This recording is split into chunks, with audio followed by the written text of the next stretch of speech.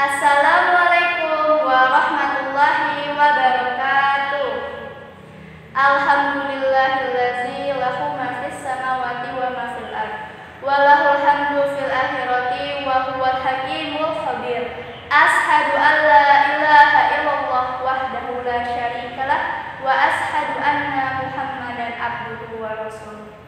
Dewan juri yang terhormat, kaum muslimin yang berbahagia, puji syukur kita haturkan kepada Allah Subhanahu wa Ta'ala yang selalu memberikan kita rezeki yang tak terhingga. Alhamdulillah. Salawat senantiasa kita haturkan kepada Nabi besar Muhammad Sallallahu Alaihi Wasallam yang syafaatnya nanti kita tunggu di yaumul qiyamah. Amin. Pada kesempatan ini, perkenankan saya Octavia Suci Ramadhani dari SMP Negeri 2 Ngadirejo untuk menyampaikan kisah sahabat Nabiyah Khalid bin Walid. Kaum muslimin yang dirahmati Allah, Khalid bin Walid adalah seorang panglima perang yang termasyhur dan ditakuti di medan tempur. Ia mendapat julukan pedang Allah yang tertulus. Dia merupakan salah satu dari panglima-panglima perang penting yang tidak pernah terkalahkan sepanjang karirnya. Khalid termasuk di antara keluarga Nabi yang sangat dekat. Maimunah bibinya menikah dengan Rasulullah Shallallahu Alaihi Wasallam. Dengan Umar bin Khattab pun Khalid mempunyai ikatan keluarga, yakni sebagai saudara sepupunya. Pada suatu hari, kedua saudara sepupu ini memainkan adu gulat. Khalid berhasil mematahkan kaki Umar. Untunglah dengan melalui suatu perawatan yang baik, kaki Umar dapat diluruskan kembali. Awalnya, Khalid bin Walid adalah panglima perang kaum kafir Quraisy yang terkenal dengan pasukan kavalerinya atau pasukan berkuda. Pada saat perang Uhud, Khalid yang melihat celah kelemahan pasukan muslim yang turun dari bukit Uhud setelah bernafsu mengambil harta rampasan perang, langsung dihajar Khalid pada saat itu juga. Namun justru setelah perang itu berakhir, disitulah Khalid masuk Islam. Ayah Khalid, Walid bin Mughirah dari Bani Makhzum, adalah salah seorang pemimpin yang paling berkuasa di antara orang-orang Quraisy. Dia orang yang kaya raya. Dia menghormati Ka'bah dengan perasaan yang sangat mendalam. 2 tahun, dialah yang menyediakan kain penutup bagi Ka'bah. Pada saat ibadah haji, dia juga yang menyediakan makanan cuma-cuma bagi orang-orang yang datang dan berkumpul ke wilayah Mina. Suku Bani Makhzum, yaitu suku Khalid, mempunyai tugas-tugas yang sangat penting. Jika terjadi peperangan, merekalah yang mengumpulkan guna senjata dan juga persenjataan. Mereka juga yang mengurus senjata dan kuda bagi para prajurit-prajurit. Tidak ada cabang suku Quraisy lain yang lebih dibanggakan seperti Bani Makhzum.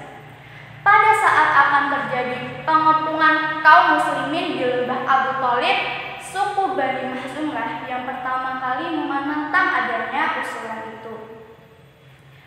Ketika Khalid bin Walid masuk Islam, Rasulullah sangat bahagia karena Khalid mempunyai kemampuan berperang yang dapat membela panji-panji Islam dan meninggikan kalimatullah dengan perjuangan jihadnya. Di berbagai kesempatan, Khalid selalu diangkat menjadi panglima perang dan selalu menunjukkan hasil kemenangan atas segala upaya jihadnya. Kaum muslimin yang dirahmati Allah, pada masa pemerintahan Abu Bakar, Khalid diangkat menjadi panglima perang dengan membawa 45.000 pasukan, melawan pasukan Bizantium yang membawa 240.000. Apakah Khalid gentar?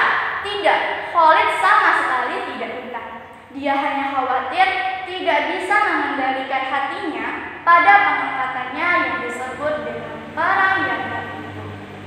Pada perang Yarmouk, jumlah pasukan muslim tidak seimbang dengan pasukan musuh yang berlipat-lipat lebih banyak. Terlebih lagi, pasukan yang dibawa Khalid tanpa persenjataan yang lengkap, tidak terlatih dan juga rendah mutunya. Ini berbeda dengan pasukan tentara Romawi yang jumlahnya banyak, terlatih dan juga bersenjata lengkap. Bukan Khalid namanya jika tidak mempunyai strategi perang. Dia membagi jumlah pasukannya menjadi 40 kontingen dari 46.000 pasukan untuk memberi kesan seolah-olah pasukan Islam lebih besar dan lebih luas dari musuh. Strategi yang Khalid gunakan ternyata sangat ampuh. Saat itu, taktik yang digunakan oleh tentara Romawi, terutama di area utara dan selatan, dengan membagi jumlah pasukannya menjadi 5 bagian, yaitu depan, belakang, kanan, kiri, dan tengah. Heraklius yang memimpin pasukan tentara Romawi telah mengikat tentaranya satu sama lain dengan besi. Hal ini bertujuan agar tentaranya tidak lari pada saat peperangan. Kaum muslimin yang dirahmati Allah, perang lain yang dipimpin Khalid adalah Perang Riddah. Apa itu Perang Riddah? Perang Riddah adalah perang untuk melawan kaum murtad. Perang Riddah ini terjadi karena suku-suku bangsa Arab tidak mau lagi pada masa pemerintahan Abu Bakar di Madinah.